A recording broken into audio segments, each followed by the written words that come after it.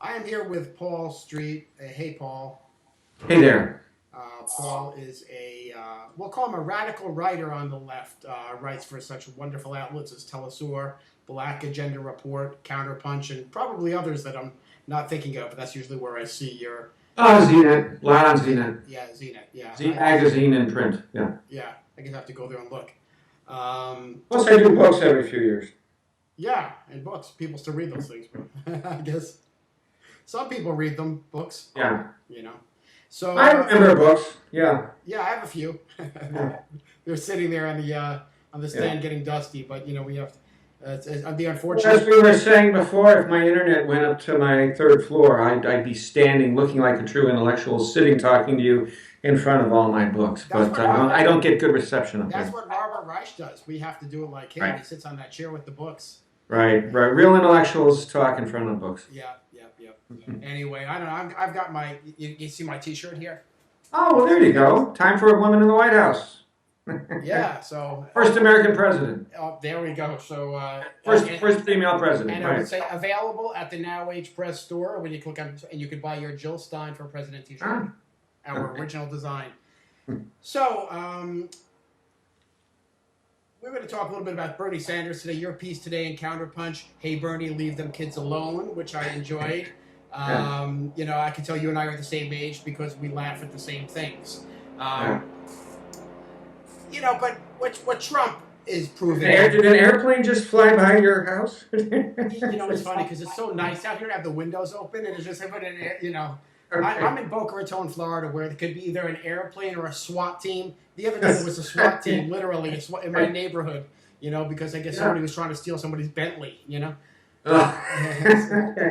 But, Well, maybe some Mexican immigrants were spotted in someone's backyard, and we got to build that wall. Yeah. Well, that's a whole other thing. So what Trump, maybe we should all get used to saying President Trump, but what he's proved here is that this concept of celebrity as presidential candidate as a reality now, right?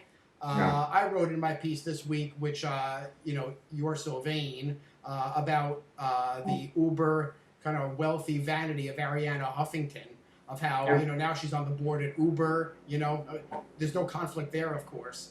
Oh, no. Yeah, and of course now she's got this whole sleep revolution. Of course, if you're a free blogger for the Huffington Post and you have financial difficulties and you can't sleep, don't worry, Ariana will read you a lullaby. And this is basically, what we're left with. And these are the people that rise to the top of the of society now. We have the Huffingtons, and pretty soon in the next race, we could see Oprah. Look, his name. She was floated before as a presidential candidate. I'm sorry, did you say Oprah? Oprah. I've kind of always wondered about that, when and if that might happen. Oprah. Yeah. And I suppose that would be the left, right? That would be the left celebrity, so-called, versus, well, who knows? Yeah. And then you have the Tony Robbins. Okay. Yeah. I mean, the next cycle we could see this going in any kind of loopy direction. Well, a friend of mine who's a progressive out on the West Coast, quite seriously for some time advocated that the left, what he calls the left, would draft Matt Damon, who looks presidential. He's sort of coming of age. He's moving on to presidential age, and kind of has that kind of working class esprit surrounding him, in accord with some of the roles he's played, starting with Good Will Hunting and all. And apparently he has that sort of progressive thing. So, we're going to play that game. We've got to find the best, the Tim Robbins, the Matt Damon, come on. Yeah, well, I'm not Tim Robbins. I'm talking about Tony Robbins. I'll tell you, okay, well, that'll be something. Okay. That Trump thing, there was there was some foretaste of this with Ronald Reagan. I remember growing up in a household where my parents informed me that Ronald Reagan was a complete joke, that he had been, I grew up in a liberal, kind of social democratic progressive house in the 1960s, and you weren't supposed to take Ronald Reagan seriously. He was a joke. He was a grade B, grade BC movie actor. There's no way he was going to be president. That could never happen. Well, by God, he was governor of California. He became the president of the United States. I don't rule out the possibility of Trump getting in there and really making this full-on crossover for the reality show era into the presidency. I don't rule it out as a distinct possibility. He's very much a wild card, and it's really it's you sort of see the talking head saying this more and more. I say as a talking head. I'm looking at myself on the Skype screen as a talking head. Um, that this is sort of uncharted territory in all kinds of ways. It's almost like Trump becomes a way to be political for people who hate politics. It's almost like a way of saying F you to the established, long-standing professional politicians, which is kind of fake, simulated politician, and that could be very dangerous. Well, that's what John Stauber wrote about in Counterpunch today. His point was that it's not about the racism that's always been there in the right. It's about that he's really resonating with the people who are saying "fuck you" to the establishment. And there's a lot of fairness to that. There's a lot to be said. Everybody who's counting him out in the general election, I think don't count the chickens. Well, I mean, but it's funny too. Sanders too. He's not completely ignorant of policy, and he's walking into this kind of space and eating up this territory that's kind of left populist in a way. It's not. It's right wing. It's nationalist. It's white nationalist. It's misogynist. It's creepy. Yeah. But he criticizes trade deals. He criticizes NAFTA. He criticizes capital mobility and corporations who shut down operations in a heartland and set them up for low wages in third world territories. He claims to be against and says things about and against the imperial adventurism of Hillary Clinton and other mainstream politicians in Libya and Iraq. And he claims to have problems with Hillary's aggressive approach towards Russia. I mean, I could go on. There's these strands in the Trump phenomena that make it plausible that a certain number of independent and sort of populistic and even kind of left-leaning voters who are going to be turned off by just how ridiculously right-wing and imperialist and corporate Hillary is may end up voting for him. Yep. And that's part of the wild card phenomenon. It's a very strange thing going on here. The other wild card is that you see now people, conservatives now, who are registering with the Libertarian Party. I mean, I think they're on the ballot in all 50 states. Like the Greens, I think we're maybe only in 25 states. But, so Gary Johnson, I mean, there's a lot to be said for, where he can come into this thing. I mean, he's kind of like been a sleeper in this whole thing. But I mean, and then also, of course, with Jill Stein. So we could find ourselves in a four-way race here just because of what Ron Paul said. Don't waste your vote on the Democrats or Republicans. If you're a conservative, vote Libertarian. If you're progressive, vote Green. And that was really remarkable for a former GOP congressman. Yeah, well, I mean, Americans have been saying forever, they've been telling pollsters for as long as I've been looking at polls, and that's for decades, that two parties don't adequately capture the actual spectrum of opinion in this country. We make it incredibly, ridiculously, almost impossibly difficult for fourth parties, because we have this winner-take-all system, and it's very hard to expect a party to get a majority the first time it runs. And we have this downgrading of a 20% vote. It's not like in Germany where a 20% vote for parliament ends up with 20% of the representatives, or in other parliamentary countries which have some proportional representation. But we can clearly support a party to the right, probably support a couple parties to the right. One to the sort of free market libertarian, more sort of sincerely libertarian right of the Republican Party, probably another party to the fascistic white nationalist sort of neo-Nazi right of the Republican Party. And we could probably support one or two parties to the left of the Democratic Party. And it's very interesting to see if Jill Stein or anyone else on the left is going to be able to carve off a segment of the disproportionately younger Bernie crowd who has very good reasons for loathing the Clinton machine, the Democratic National Committee, and Hillary Clinton in particular. I don't know how well she's going to do. That's sort of an open question. Now, on to Bernie. I mean, you and I have been kind of talking back and forth about, and maybe we're some of the few on the left that has just seen this to be almost like a comedy. There's some entertainment value to what goes on to the response to Bernie Sanders. And I say that to some people, and I get a sneer, but I know You and I have been having some back and forth on that, and it seems to me that once the history we don't know what the history is going to be, but it seems like it's pointing towards what the Sanders campaign is a really successful public relations campaign, which is always what a political campaign is, right? It's great public relations.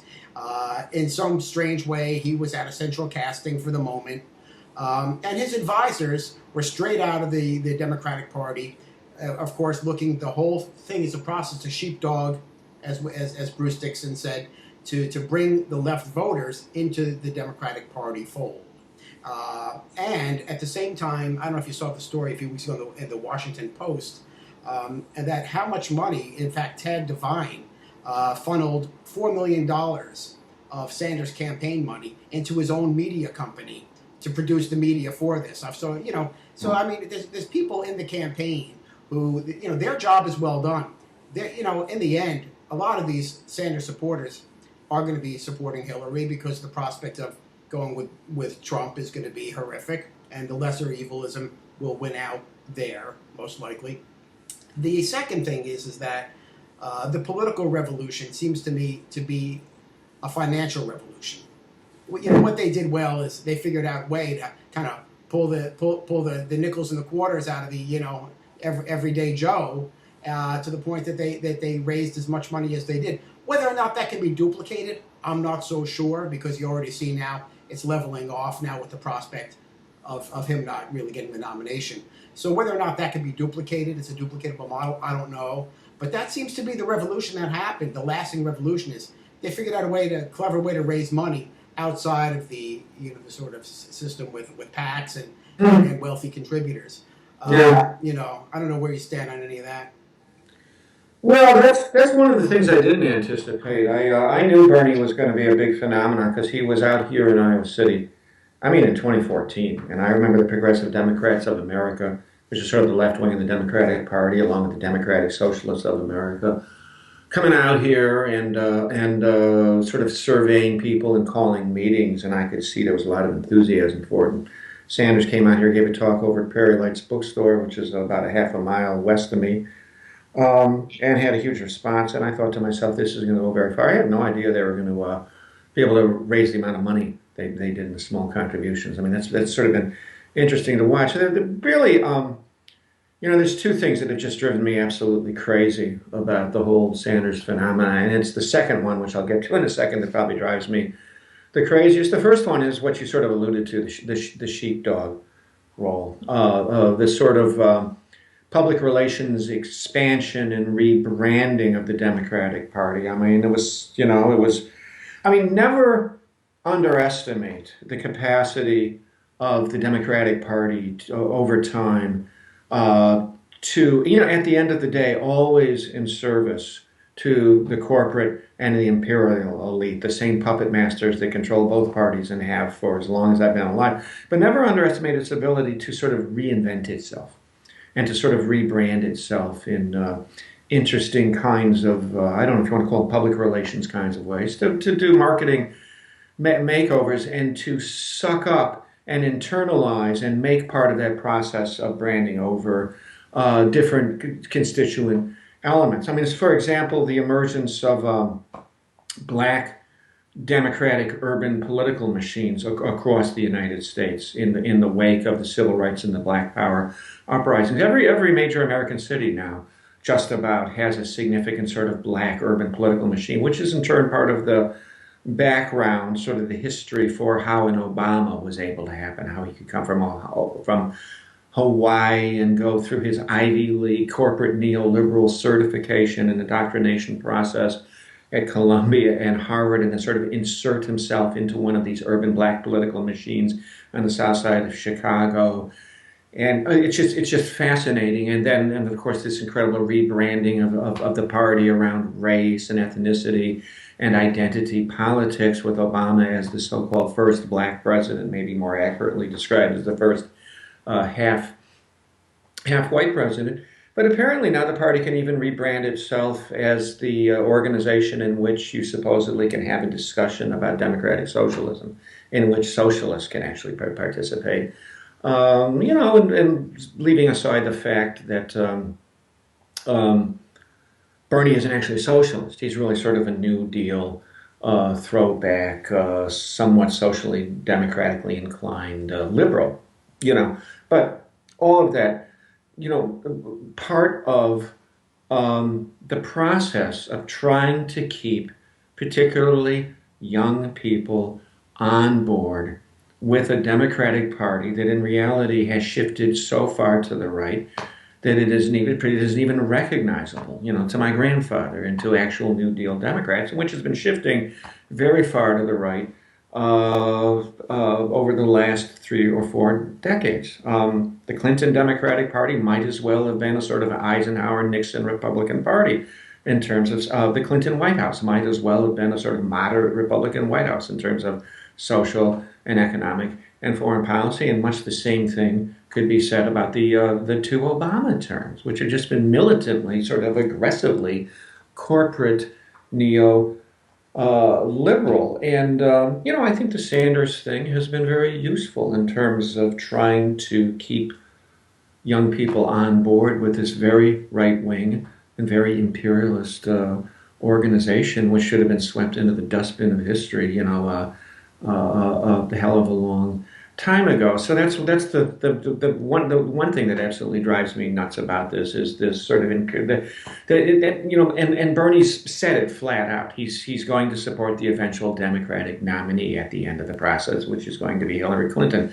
So bringing all these people in, raising all these expectations, telling them this is the party of the people, reinforcing this mythical belief that the Democratic Party is some sort of legitimate populist, apparently now even democratic socialist organization, and then just sort of trying to hand them over, signed, sealed, and delivered to the right-wing fanatic Hillary Clinton and the corporate neoliberal fake humanitarian imperialist Clinton machine and Democratic Party, and of course to hell with the working class, and to hell with poor people, and to hell with the environment, and so on and so forth. The other thing that drives me crazy, and maybe even drive me even more crazy than that, is the reinforcement of this definition of politics and activism and citizen engagement as being all about going into a narrow little voting booth once every 4 years,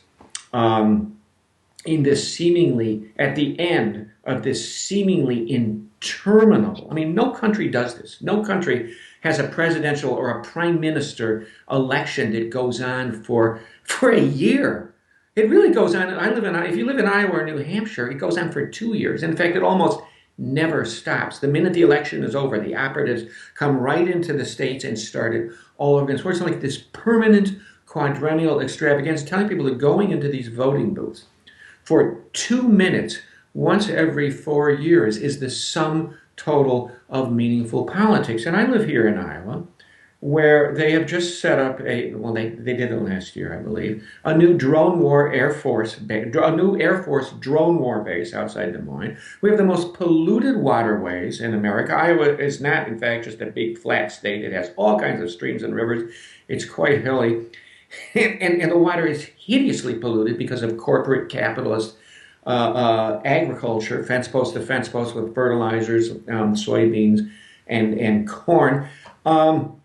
They have just quietly, while everyone was obsessed with the quadrennial extravaganza, the Iowa Utilities Board has just approved the Bacon pipeline to carry fracked oil and gas from the North Dakota Bacon field through 17 Iowa counties, threatening some of North America's greatest aquifers, promising to create disasters for farmers' fields, and helping petrocapitalism cook the planet. I say bake that. I always say the Bacon pipeline. It's the Bacon pipeline. Let's help bake the planet so they can carry frack gas from northwest Iowa all the way down to southeast Iowa into Illinois to be sent down through the Mississippi to the Gulf to be processed, to be sold on the world market to help global capitalism destroy livable ecology. I could go on.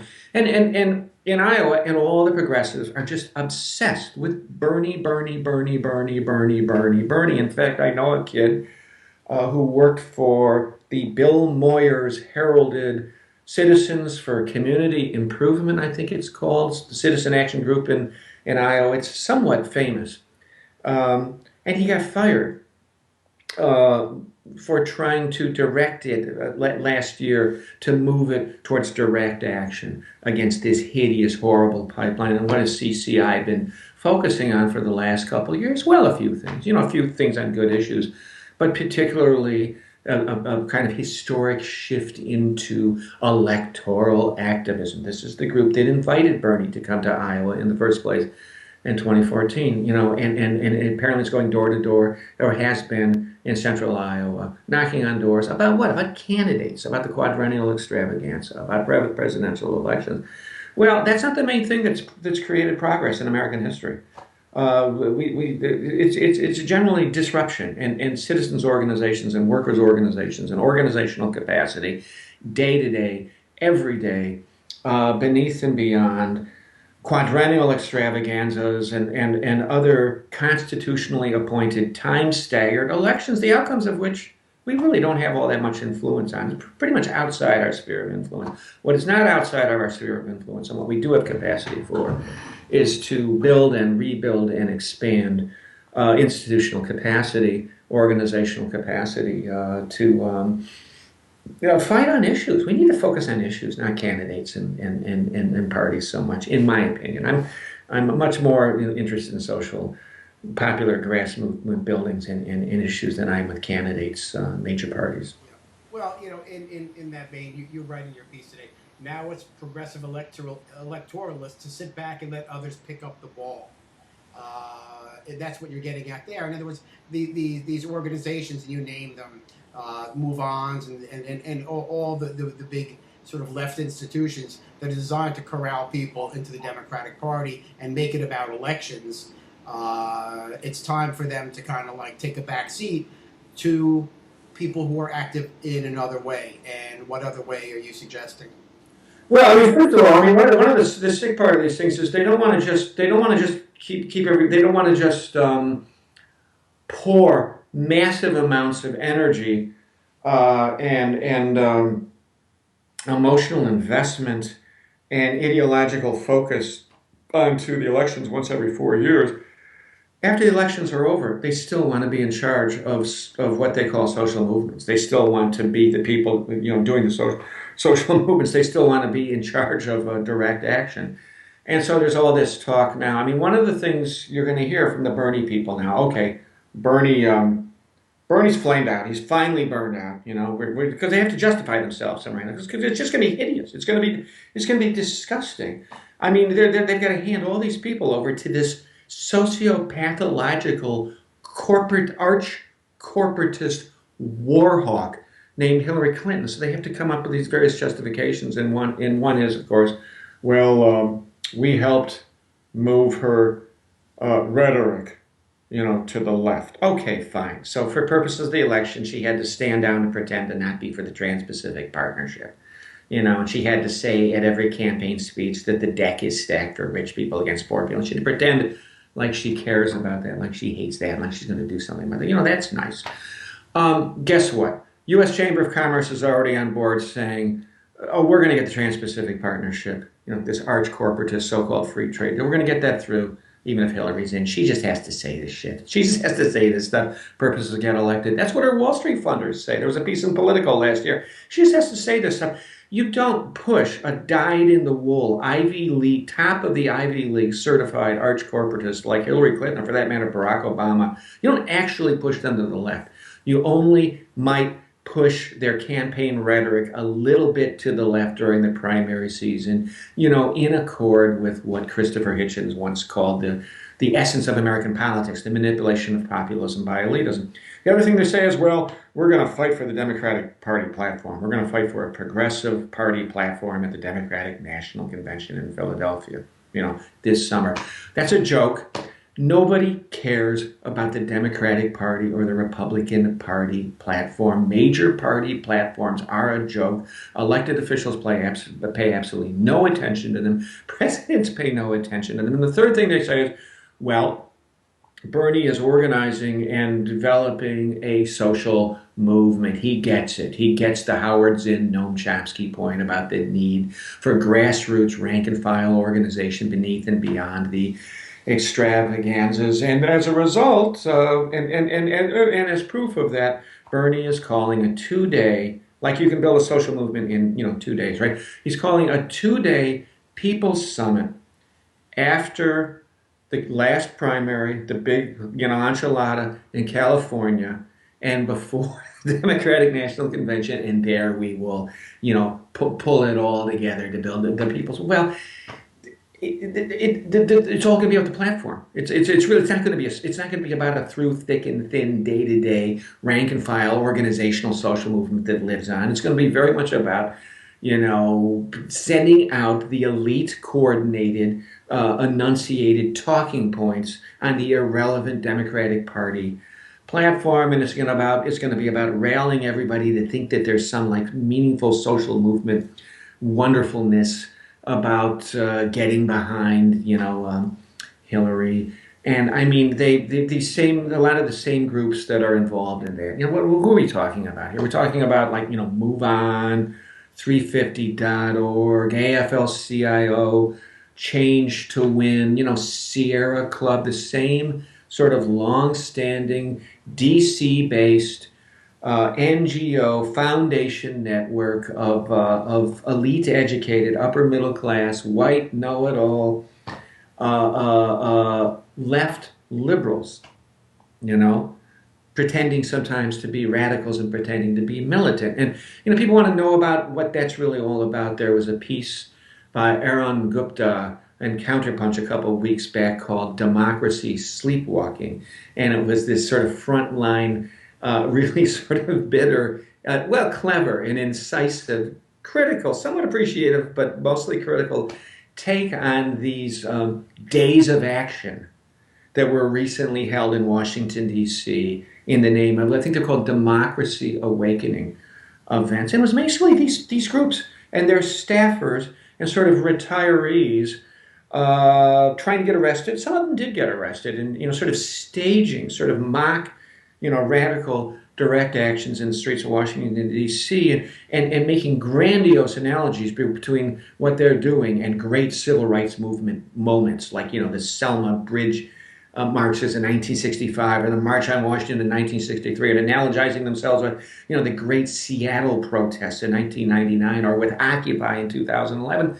And so Gupta went and participated and interviewed and found every time he tried to talk to particularly a young person of color, a rank and file participant, that these NGO upper middle class staffers would walk in and intervene and make sure that everybody stayed on point with the talking points.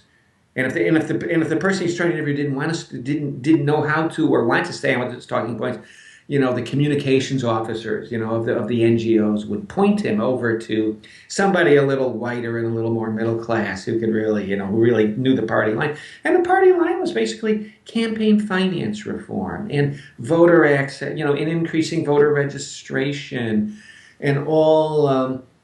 Legitimate issues. Don't get me wrong, people. We should get everybody registered to vote. We should get private money out of public elections. It could go on, but it's all about voting. It's all about elections, and that's what they call a social movement, and that's what the People's Summit will be. So, they had their shots. This Bernie thing is as far as I've ever seen anything, really substantively left liberal. It really was left liberal and progressive Democrat. Don't get me wrong. Bernie Sanders is not a neoliberal. It would be great to have single-payer health insurance. It would be great to have public financing of elections. It would be great to have great big green jobs programs. There's a lot of stuff in there. He's a left liberal in the best sense of the term, through trying to operate through this inherently flawed, deeply reactionary, counter-revolutionary organization called the Democratic Party. This is as far as you're going to get with that. They took their shot. Please sit down. Enough with the communication officers and their talking points and these little things on the margin. The planet is burning. Hillary Clinton is bringing us to the precipice of World War III. 2 billion people in the world live on less than $1 a day. 16% of the kids are below 38% of the black kids in this country are below the notoriously inadequate federal poverty level. Bernie's right.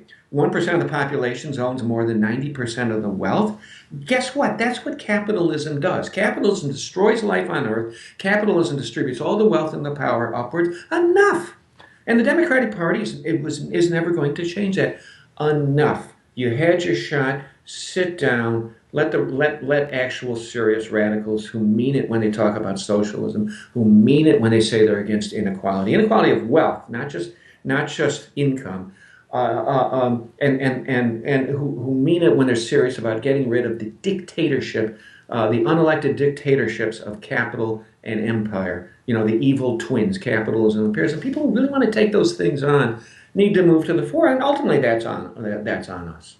Now, before we get on to the Bernie or bust thing, which I want to we can conclude with, a lot about what you're talking about brings me to, I've always, for 20 years I've been saying this. The greatest crisis is not climate change. It's not, obesity and health.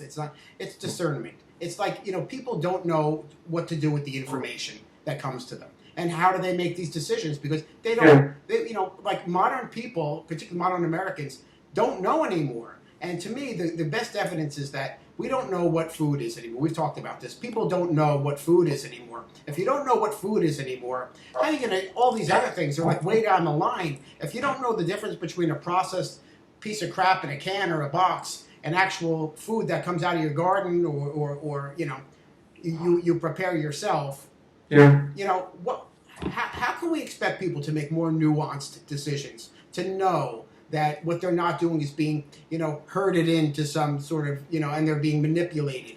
How are they supposed to know? I just think it becomes so far down. When I first started publishing in the early 90s, the biggest issue was GMOs. Now GMOs, they're important, but they're down the list, because so much other crap has risen to the top, of importance, primarily climate change, income and inequality, and but these issues don't get solved. And, as long as and we see it now on the left, we've got people who are making the most animated conversations is that everybody just has to become a vegan. This is really where it goes. Without calling names out on the left, but this is like the number one issue for a lot of people who are agitating for change, that you want it to change, then it's on you and, because you're eating, whatever you're eating. I think that part of it plays such a big role in why people don't know what the hell's going on and why they just grab onto somebody like a Bernie Sanders or a Donald Trump or a Hillary Clinton and a name or a daddy mommy figure that can save them. It's funny you talk about discernment. I'm very struck by. I think TV did this, but the internet does this. Of course, we're talking on the internet, right? Maybe we're part of the problem. I don't know, but. It's amazing to me how the internet creates this false sense of knowing. I remember when I was teaching history in the 1990s, and I'm thinking of a conversation I had with it was a co-worker actually recently. He just had to quit. He's an interesting guy. I can't tell you how many times I've heard people just state as fact, just some little bit of absolutely tiny little bit of information. Because I heard it on the internet. I saw it on the internet. Aldous Huxley used to talk about, in his vision of dystopia, there'd be too much information. There'd be an excess of information, there'd be a flood of information, and people get overwhelmed. I'm just, one of the things that struck me, it was a little bit more than a year ago, I got invited down to speak for a couple of days and then attend workshops in Cuba by the Cuban government. And I actually ended up spending 4 or 5 days in Havana, in and around Havana. And in some ways very different, but also sort of similar to in 2010, I spent a couple of weeks in Ecuador. And in both cases, when I landed back in the United States, even a few days, or in Ecuador's case, a couple of weeks, you sort of can get momentarily disacclimated. You can sort of fall into the rhythms of a different kind of culture and a different kind of society. The one thing that just hit me immediately in the face. I mean, besides the level of just generally the level of infrastructure and development in a modern capitalist society, the roads, the planes, the buses, the trains, and so all of a sudden, the United States looks science fiction-y. Well, this country that you've been used to all of a sudden looks like the 25th century after you've been in Ecuador for a couple of weeks. Was everybody plugged in with their headphones and just almost addicted. I mean, with their iPhones almost up to their faces, and just the click and the click and the clack and the clack and this. And this coworker of mine recently just announced to me that Bernie Sanders is going to run as a third-party independent, and he hates Hillary Clinton so much that he's going to run a third party, and this is what. And I said, no, that's not true. That's exactly the opposite of what's true. And he said, no, I just saw it over here, and he showed me a link. And I was like, but that's complete nonsense. But it doesn't matter. I have no authority as a human being who reads books, who talks to people, who pays attention, who does research, who spends time in libraries, and on the internet too. I have no authority compared to this fancy iPhone right here, which said this. And, he had something else. His mother can't hire anybody because there's a new state law in Iowa that says you can't hire a salaried professional person for less than $60,000 a year. And I said, what? That's I've heard of. I mean, it's utterly preposterous, right? But I used to get those 9/11 conspiracy theories, and then I used to have students who would say, "Well, it was absolutely an inside job," and I go, well, "That's that's pretty dicey." I mean, I don't even get me started on conspiracy theory. But all they got to do is show me their iPhone and the link to the made-up movie. But so there's this false kind of sense of knowing. Down in Cuba, you talk about food. Well, I mean, it's almost like the addict who it's you have to be jolted. You have to have a crisis. You almost have to hit the wall. I was out of San Diego State University, and I said, well, the first thing to get out of this whole Sanders thing, because they were like, well, what should we do now? Bernie Sanders isn't going to get the nomination, and we were so sure, but by the time the California primary happened, that we'd have an option to vote for him. I said, so the first thing actually is to sort of confront your addiction to electoral politics. Why is it so terrible that Bernie Sanders isn't actually going to be an option by the time you get there? Maybe it's good. Maybe it's an opportunity. Maybe you need to crash and burn in terms of this addictive opiate called electoral politics. It's an interesting analogy with Sanders, right? They had to up the level of the dosage, right? They actually had to run a guy who lets himself be called a democratic socialist, to keep people, mainlining electoral politics. I mean, the high of a first black president, that lasted about 6 months? Yeah. And then everyone realized he was just a green president and not environmentally, but in terms of the holy dollar, right? Yeah. So, got to hit the wall. Well, Cuba couldn't afford it. It's walled off from the addiction of mass consumerism by the U.S. embargo, but it was still sort of addicted to and attached to modern industrialism because of its sponsorship by the Soviet Union at the end of the Cold War. That industrial extractivist, poisonous model of development, sort of the mockery of capitalism by Soviets, top-down state socialism, that went away, and they had no choice but to survive. And they found new kinds of ways to produce actually agricultural surpluses in relatively healthy kinds of ways, and also to do a lot of interesting energy kinds of things. And they ended up with a kind of socialist, farmers, cooperative, ecological permaculture down there. And on top of people not being constantly attached to their iPhones and on cell phones, I noticed relatively healthy looking. You wouldn't know that from U.S. propaganda. You wouldn't guess it. And I asked around about that, and some of my hosts said, actually, people are eating pretty well down here right now. I mean, on top of which they have fully socialized national health care. Imagine that. And I was in the part of Havana where their main healthcare sector was, and it's absolutely gigantic.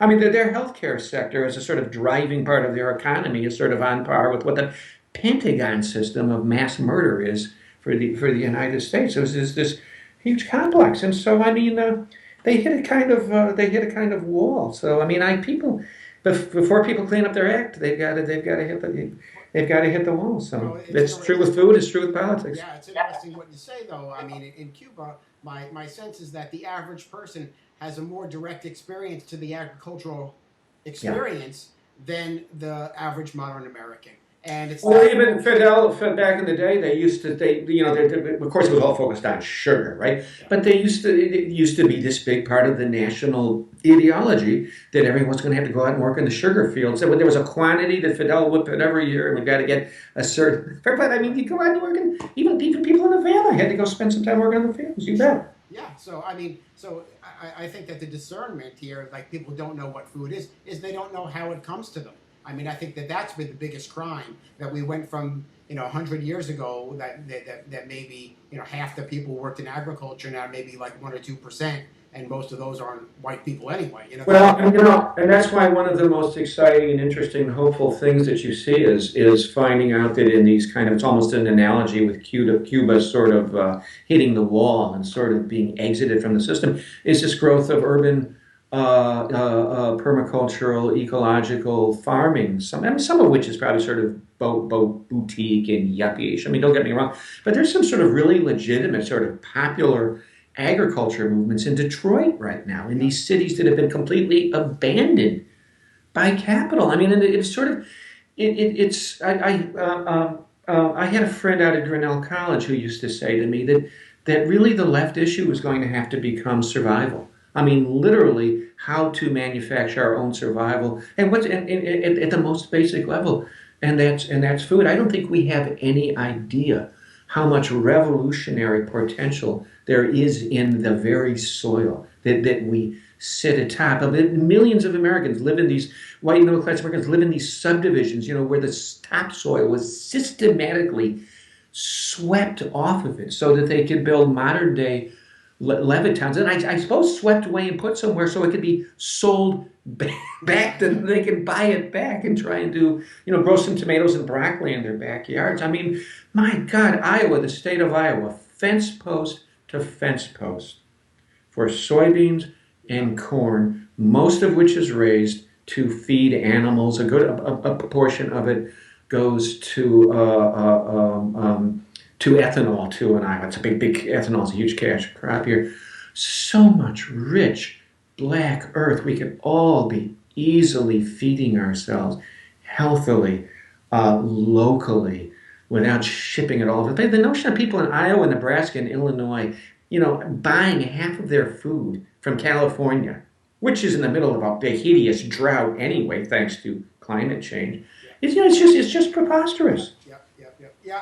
I mean, I spent most of my life around, what we'll call a natural foods community, the earthy crunchy, whatever we want to, yeah. And I was around to see when that thing became industrialized, with the Organic Standards Act coming in the 90s, finally coming in 2001, coming into play. And what that did is create an actual industry for what now we call natural foods. So now we have, of course, the Whole Foods, the big supermarkets, and we have these obscene things like, Jessica Alba's The Honest Company, who was totally, of course, getting in trouble for being dishonest about their labeling, but they're a $1.7 billion company because they have the face of an actress on there, just like just like the name Trump on a building. Believe me, he didn't carry the bricks there. He just sold his name there. She's selling her name. So, at the same time, I have no interest anymore. It's like whether people are bitten grass-fed beef or free-range this or organic, all that. I'm interested in what's happening in people creating local food initiatives. What are we doing to start creating local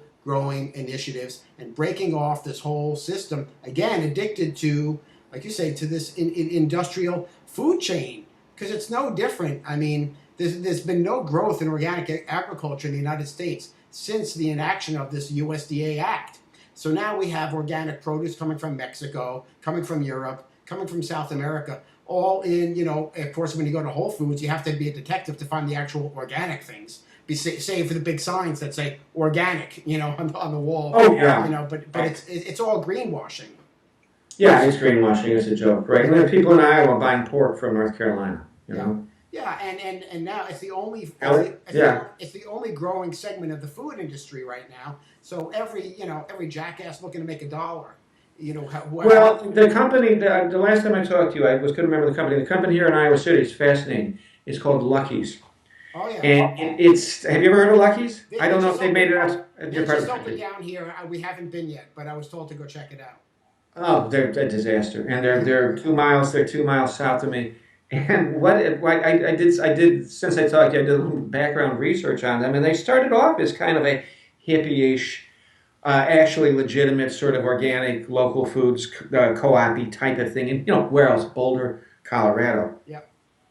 And then they kind of hit a wall and needed more money, and somehow they hooked up with I can't pronounce his name, a Chinese, a global venture capitalist, and they worked up a whole marketing scheme, and they target campus towns, not just campus towns, and they target particularly areas where co-ops have been successful. And here in Iowa City, there's a pretty good old 1970s wave. Originally hippie form. We don't have any hippies running them anymore. We got hippies working in them.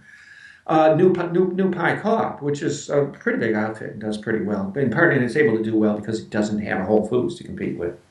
It does have Hy-Vee, and Hy-Vee has this new ever enlarging so-called natural foods and organic foods section, which is funny to watch how they keep adding so-called organic and natural brands, but which itself, New Pie really does cut all kinds of deals and cultivate relationships with local growers, both meat and agriculture. Go over to Lucky's and ask them. I asked them about, hey, I'll get a product in my hand and ask to talk about it and its origins. And they had some, I had some cheese that was advertised as Wisconsin organic cheese, and I started the person behind one of the managers, and they said, well, it was from, Wisconsin's right next to Iowa. Well, it was from Wisconsin, and then it went down somewhere through Illinois, and then it went over for processing to Boulder, Colorado, because that's our headquarters, and then came all the way back to be sold to me as organic cheese in Iowa City. I mean, what? And that's because that's their chain. That's how they're transporting the I don't understand how they do it. But Iowa, people look at it on the map, is right next to Wisconsin. Now, at New Pie Co-op, they buy. I don't remember the brand anymore, but there's a truck that comes over from right next door in Wisconsin. We buy cheese for them. Imagine that. Also, they make some cheese in Iowa too, believe it or not. They make a bunch of cheese in a town called Kelowna, where Amish people have dairies and don't drive around in cars. They have horse-drawn carriages. Well, it's funny. I was in the local Whole Foods here the other day, and I said I might as well download the app because they've got a new app and save money. And there's nothing else to go to around here. Then you have to go to the Whole Foods. So they had a special on Bell and Evans organic chicken. I said, okay, so show me where's this organic chicken. And Whole Foods has this rating system, 1 to 5, when you're buying. So 1 means it was grown in some sort of torture I don't know, situation, and 5 means, and I'm assuming 5 means it's organic. So. They have the sign there, and it says it's certified organic, but it's number 2. I said, only number 2. So I'm talking to the woman. Says I'll have the manager come talk to you, and the manager comes over, and I'm explaining to him. I said I don't understand this. Like what has to happen for it to get to number 5? Is there a number 5? And what does it all mean? And he's just listening to me. He goes, "Yeah, boss."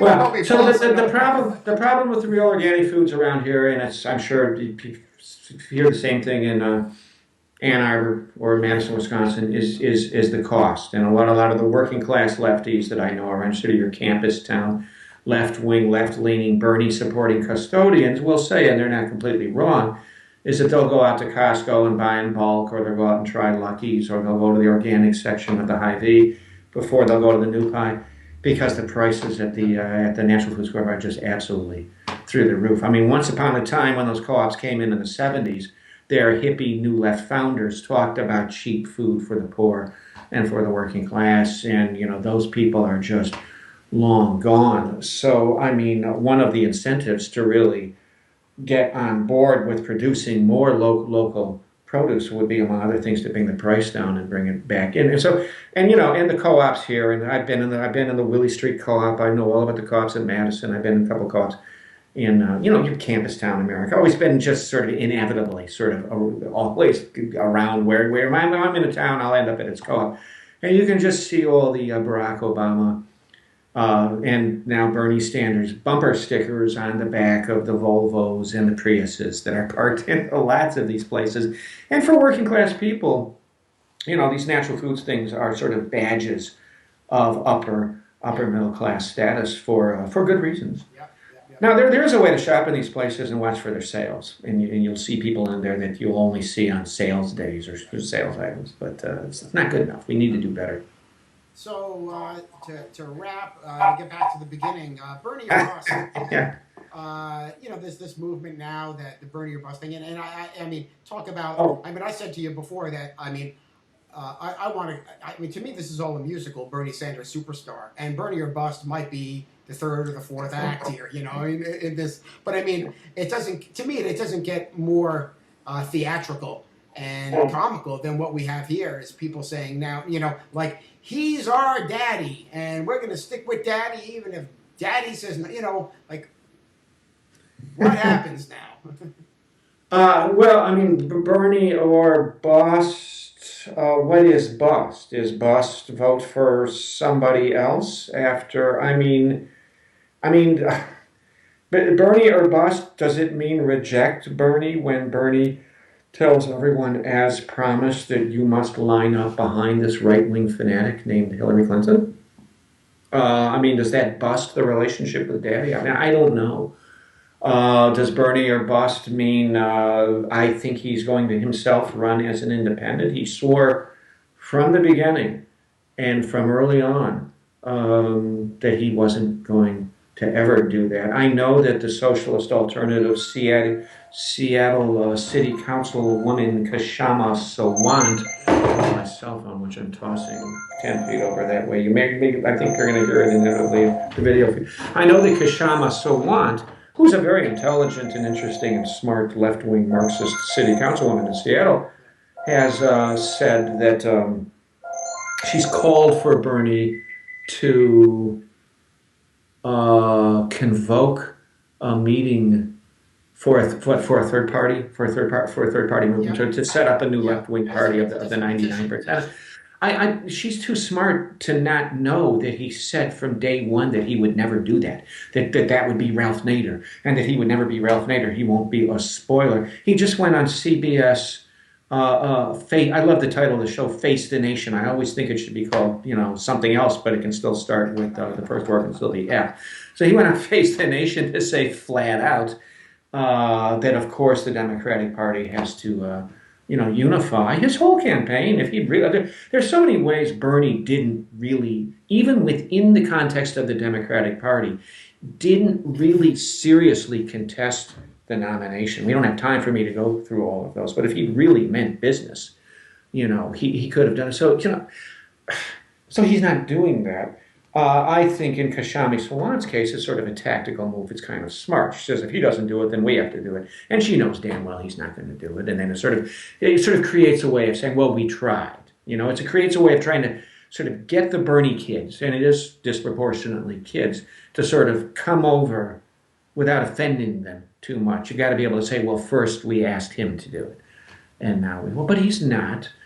He's not going to do that. So when Daddy betrays you, what are you going to do? I saw something on Counterpunch today where already 75% of Bernie Sanders supporters are already on record saying that they're going to support Hillary Clinton in the general election.